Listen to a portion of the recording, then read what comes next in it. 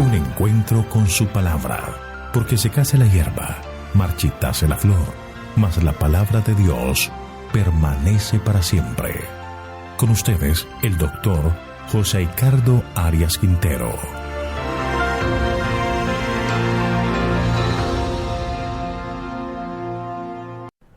Hoy vamos a estudiar Salmos capítulo 18. Acción de gracias por la victoria. Vamos a orar.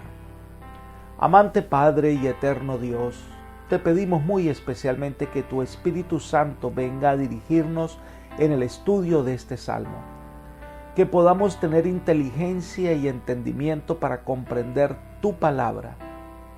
Gracias, Señor, por escucharnos y concedernos tu bendición, pues lo pedimos en el nombre de Jesús. Amén. El sobrescrito de este salmo dice: al músico principal, salmo de David, siervo de Jehová, el cual dirigió a Jehová las palabras de este cántico el día que lo libró Jehová de manos de todos sus enemigos y de manos de Saúl. Entonces dijo. Este salmo fue escrito por David cuando finalmente Saúl es derrotado y él sale triunfante y coronado rey. Lo interesante es que David nunca tuvo una confrontación con Saúl. Prefirió huir, prefirió esconderse en las cuevas que levantar su mano contra el rey. Entonces, ¿cómo es que sale triunfante? Porque Dios peleó por él. Dios fue quien derrotó a Saúl. Dios es quien le dio la victoria a David.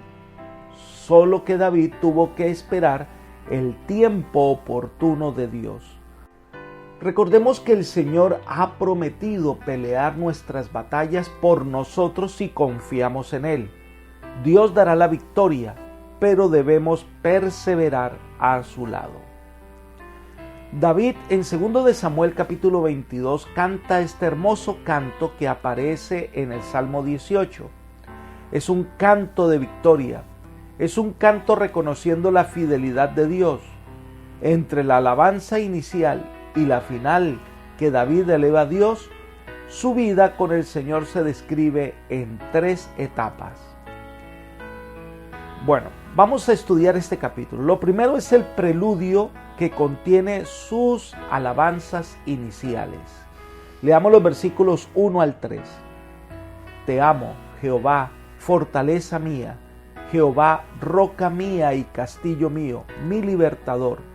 Dios mío, fortaleza mía, en Él confiaré, mi escudo y la fuerza de mi salvación, mi alto refugio. Invocaré a Jehová, quien es digno de ser alabado, y seré salvo de mis enemigos. El salmo comienza con unas expresiones muy seleccionadas por David. Te amo, Jehová, fortaleza mía. La palabra te amo viene del hebreo raham. No es una palabra común, describe una relación muy íntima y se usa con frecuencia para describir el amor de Dios por el hombre. Pero este es el único pasaje donde se la usa para describir el amor de un hombre para Dios. Al parecer quiere describir una devoción muy intensa con Dios.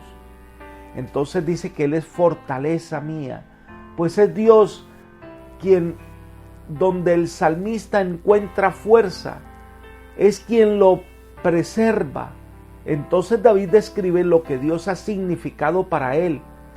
Roca mía, castillo mío, mi libertador, Dios mío, fortaleza mía, en Él confiaré, mi escudo, la fuerza de mi salvación, mi alto refugio. Con estas grandes metáforas, fruto de sus incesantes luchas, David se esfuerza por describir todo lo que ha significado Dios para él en su peregrinaje terrenal. Acostumbrado a esconderse en las cuevas, en las rocas, describe a Dios como su único refugio. Dios es todo lo que necesitaba David para enfrentar las duras pruebas por las que tuvo que pasar. Y entonces dice, mi alto refugio. Un alto refugio es un baluarte sobre una altura. En lo agreste de las montañas, un lugar tal era encumbrado, inaccesible, y de esta manera está cubierto contra los ataques Dios era su alto refugio, su baluarte. Podía ver cómo el Señor obraba en su favor. Indica con ello que esta victoria es de Dios, que pone a su disposición del fiel Hijo de Dios. Todo su poder está listo para salvar. Por eso David dice amar a Dios, porque Dios es poder para salvar y es mejor refugio en la tormenta de la vida. Por eso David invoca, llama al Señor, pide auxilio, porque es la manera en que será librado de sus enemigos y entonces alaba su nombre por su poder y bondad. Cada cristiano debe aprender esa lección de confianza en el Señor y alabarlo. Elena de White afirma: cuando confesáis ante hombres y mujeres vuestra confianza en el Señor, se os impartirá más vigor. Determinaos a alabar a Dios. Con la determinación firme se aumenta el poder de la voluntad y pronto hallaréis que no podréis menos que alabarlo. Este es el manuscrito 116 del año 1902. Reconocer la bondad de Dios, compartir con otros las bondades de Dios y alabarle es el mejor ejercicio espiritual. Enseguida pasa a describir las 3 etapas de su vida y de su experiencia en el viaje con Dios. Esto va desde el versículo 4 hasta el 45. Entonces describe la primera etapa, que es el pozo del peligro. Lo primero es la desesperación, versículos 4 y 5. Me rodearon los lazos de la muerte y los torrentes de la destrucción me atemorizaron. Lazos del Seol me han rodeado, me tendieron redes de muerte.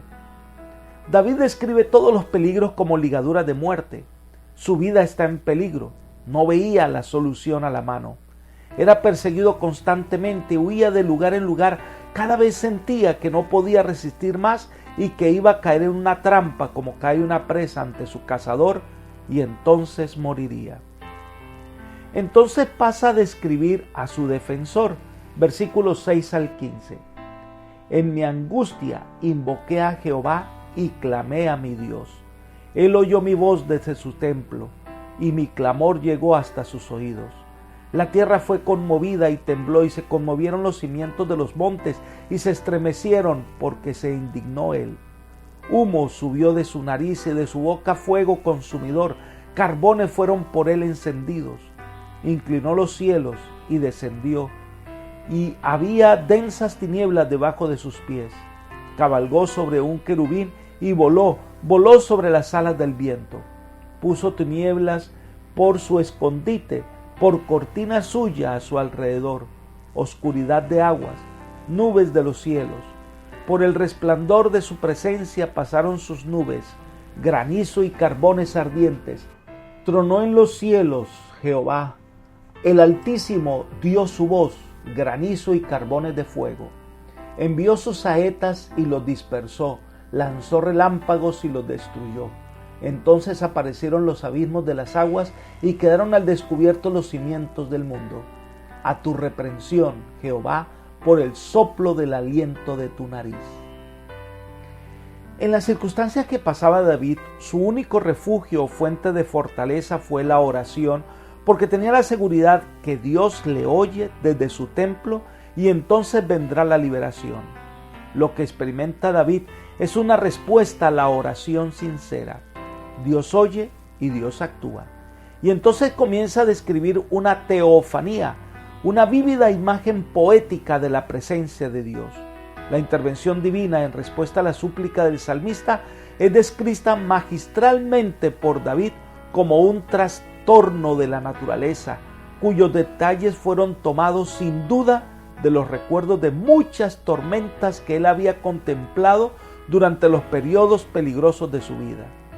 Con su riqueza de metáforas plenas de vehemencia, tomadas en gran medida de la liberación en el Mar Rojo y de la entrega de la ley en el Sinaí, esta descripción es una de las más sublimes de la literatura universal. La descripción comienza con un terremoto, luego vienen relámpagos, nubes, viento y tinieblas, y concluye con un pleno furor de la tormenta, en medio de la cual Jehová se revela en toda su gloria y su poder para destruir a los enemigos y salvar a su siervo fiel. Así fue como Dios mostró la grandeza de su poder en los cataclismos de la naturaleza. Así también descendió en la plenitud de su fortaleza para intervenir en el momento del peligro para su siervo. Se lo presenta como un querubín cabalgando y volando con sus alas, es decir, vino con toda rapidez a proteger a su siervo David, tanto que fue oculto a la vista de sus enemigos como si las tinieblas lo cubrieron. Y en otras oportunidades, él tronó desde el cielo y esparció a los enemigos de David. Entonces pasa a describir su liberación, versículos 16 al 19. Envió desde lo alto y me tomó, me sacó de las muchas aguas, me libró de mi poderoso enemigo y de los que me aborrecían, pues eran más fuertes que yo. Me asaltaron en el día de mi desgracia, pero Jehová fue mi apoyo. Me sacó a lugar espacioso, me libró porque se agradó de mí. Es interesante la figura que usa David para hablar de su liberación. Estaba rodeado de muchas aguas, símbolo de peligro. El Señor lo liberó de esas aguas. Aquí toma la imagen de Moisés, quien siendo bebé fue librado de las aguas por la reina de Egipto.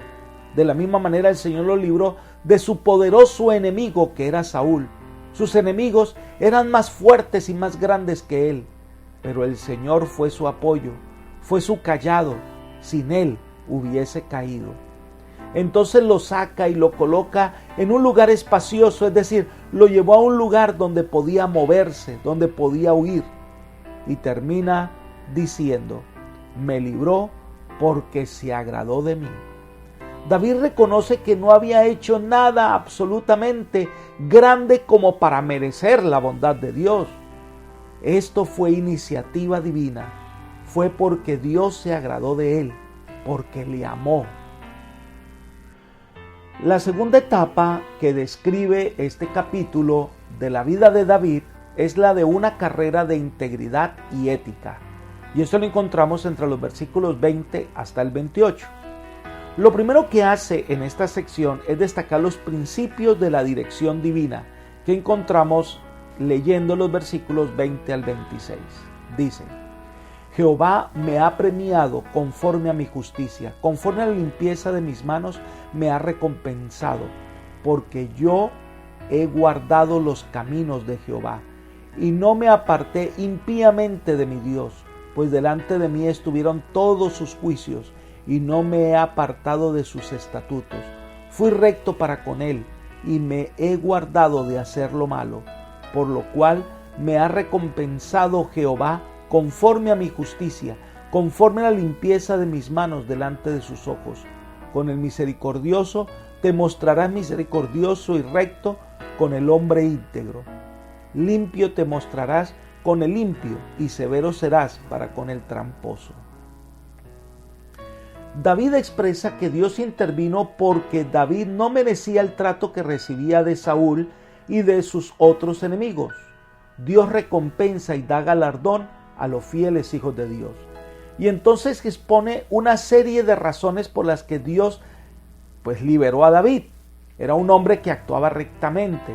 David no estaba huyendo por sus faltas o por su desprecio a la ley de Dios. Ahora destaca que su actuar fue conforme a la justicia divina y Dios actúa en su momento para librarle. Se describe como Job, un hombre recto, y por eso Dios lo ha recompensado. Y dice, conforme a mi justicia, conforme a la limpieza de mis manos delante de sus ojos. Si tomamos esta frase fuera de contexto, pueden sonar arrogantes, pero describe sus motivos íntimos de ser fiel al Señor. Fue misericordioso con el misericordioso y recto con el hombre íntegro. Jamás se aprovechó de la situación de ninguna persona. Y entonces viene el consejo. Limpio te mostrarás con el limpio y severo serás para con el tramposo. Elena de White comenta, es decir, así como Dios nos encuentra donde estamos, también nosotros debemos hallar a los hombres donde están. no nos coloquemos fuera del alcance de la misericordia y el amor de Dios, rehusando encontrar a nuestros prójimos en donde ellos se hallan. Manuscrito 116 del año 1902. Cada vez más debemos acercarnos al ideal divino y tratar con amor a nuestro prójimo. La misma señora Elena de White, en la misma nota, agrega: comencemos a poner en práctica la instrucción que se nos da en el capítulo 58 de Isaías, mostrando misericordia a los que están afligidos, y te mostrarás recto para con el hombre íntegro. Dios recompensará a los hombres de acuerdo con su rectitud. Entonces David ahora comienza a hablar de los privilegios de la dirección divina, y es lo que encontramos en los versículos 27 y 28. Porque tú salvarás al pueblo afligido y humillarás los ojos altivos. Tú encenderás mi lámpara, Jehová, mi Dios, alumbrará mis tinieblas. El Señor en su momento liberará a su pueblo afligido y perseguido y actuará en contra de quienes le persiguen. Dios humillará al de ojos altivos. Se describe de esta manera en que el orgullo prepara el camino de la destrucción. Pero por su parte, Dios es lámpara que ilumina el sendero de sus hijos fieles. En medio de la oscuridad, Él es luz. La luz es símbolo de liberación, de vida. Dios es quien derrota las tinieblas.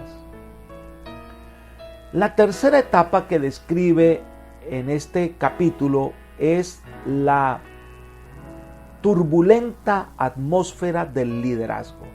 Esto está entre los versículos 29 hasta el 45. Aquí comienza describiendo lo que tiene que ver con el liderazgo militar. Vamos a leer los versículos 29 al 42. Contigo desbarataré ejércitos y con mi Dios asaltaré ciudades amuralladas. En cuanto a Dios, perfecto es su camino y acrisolada la palabra de Jehová, escudo es a todos los que en él esperan. ¿Quién es Dios sino solo Jehová? ¿Y qué roca hay fuera de nuestro Dios? Dios es el que me reviste de poder y quien hace perfecto mi camino, quien hace mis pies como de venados y me hace estar firme sobre mis alturas, quien adiestra mis manos para la batalla, para tensar con mis brazos el arco de bronce. Me diste asimismo el escudo de tu salvación, tu diestra me sustentó y tu benignidad me ha engrandecido. Ensanchaste mis pasos debajo de mí y mis pies no han resbalado. Perseguí a mis enemigos y los alcancé. No volví hasta acabarlos. Los herí de modo que no se levantaran. Cayeron debajo de mis pies. Pues me has revestido de fuerzas para el combate. Has humillado a mis enemigos debajo de mí. Has hecho que mis enemigos me vuelvan las espaldas, para que yo destruya a los que me odian. Clamaron y no hubo quien salvara, aun a Jehová, pero no los oyó. Los molí como polvo delante del viento, los lancé afuera como a lodo de las calles. David describe el actuar de Dios con aquellos que son impíos y los contrasta con su conducta justa. Y sabe que la victoria es posible con Dios. Por eso dice, contigo desbarataré ejércitos. Una persona que confía en el Señor, que se somete a su dirección, puede lograr cosas que parecen imposibles. El Salmo describe el actuar de Dios contra los enemigos de David. David no atacó a Saúl, esperó que Dios actuara, y de esta manera la victoria es mucho más preciada. David se explaya en describir todas las victorias que ha logrado por medio de la intervención del Señor. Y la pregunta central es, ¿quién es Jehová? No lo hace por incredulidad, sino una pregunta retórica que implica la realidad del Dios de Israel en comparación con los dioses falsos de los paganos. Y ese Dios es quien da la victoria. En el versículo 32 dice, Dios es el que me reviste de poder y quien hace perfecto mi camino. Es más, es quien interviene en las batallas de su vida. Versículo 35, me diste asimismo el escudo de tu salvación, tu diestra me sustentó y tu benignidad me ha engrandecido. David reconoce que él debía cumplir su deber como guerrero, pero que toda fortaleza venía de Dios. Aquí se revela la importancia de la unión del esfuerzo humano con el poder divino. Cuando David salió y persiguió a sus enemigos, que era su tarea, Dios le ayudó a vencerlos. Dios fue quien le dio la sabiduría y el poder para humillar a los enemigos de su pueblo. Cuando los enemigos se dieron cuenta de su impotencia, dice el versículo 41, clamaron y no hubo quien salvara, aún a Jehová, pero no los oyó. Como último recurso, estos hombres, enemigos de David, clamaron al Dios de Israel, pero como su ruego nació fue del terror, no nació de un corazón sincero, pues no fueron escuchados. Como resultado, dice David, los molí como polvo, los aplastó totalmente y los echó fuera como desperdicio. Y David ahora entonces habla del liderazgo teocrático, versículos 43 al 45. Me has librado de las contiendas del pueblo, me has hecho cabeza de las naciones, pueblo que yo no conocía me sirvió. Al oír de mí me obedecieron, los hijos de extraños se sometieron a mí, los extraños se debilitaron y salieron temblando de sus encierros. Se reconoció a David como el mayor de los reyes de las naciones de esa parte del mundo. La posición dominante de Israel entre las naciones se ve con mayor nitidez en las descripciones del reino de Salomón que heredó de su padre David. Todas las naciones se debilitaron mientras Dios era el que guiaba a David. De su propia voluntad, las otras naciones venían temblando para rendirse ante David. Así el reino gozaría de total seguridad y de la liberación final de sus enemigos. La victoria sería completa. Entonces, este salmo termina como empezó, con una solemne expresión de alabanza. Leamos los versículos 46 al 50. Viva Jehová y bendita sea mi roca, y enaltecido sea el Dios de mi salvación, el Dios que venga mis agravios y somete pueblos debajo de mí, el que me libra de mis enemigos e incluso me eleva sobre los que se levantaron contra mí. Me libraste de hombre violento. Por tanto yo te confesaré entre las naciones, Jehová, y cantaré a tu nombre. Grandes triunfos da a su rey y hace misericordia a su ungido, a David y a su descendencia para siempre. Considerando todo lo que Dios ha hecho, el salmista tiene amplia razón en afirmar que hay un Dios viviente, en contraste con los ídolos inanimados de los paganos. La vida de Dios es la fuente de la vida humana. Para David, Dios es su roca, su fortaleza. Y entonces viene la frase predilecta de los salmos: Dios de mi salvación. En toda la experiencia de David, los sufrimientos y las luchas que experimentó, vio la mano del Señor guiándole y salvándole. Esa es la mejor experiencia que pudo experimentar en su vida, y por eso alaba al Señor, porque sin Él no había podido vencer. David fue ungido porque Dios lo había elegido para ser el rey de Israel, y la promesa que su descendencia permanecería para siempre brota solo de la bondad de Dios.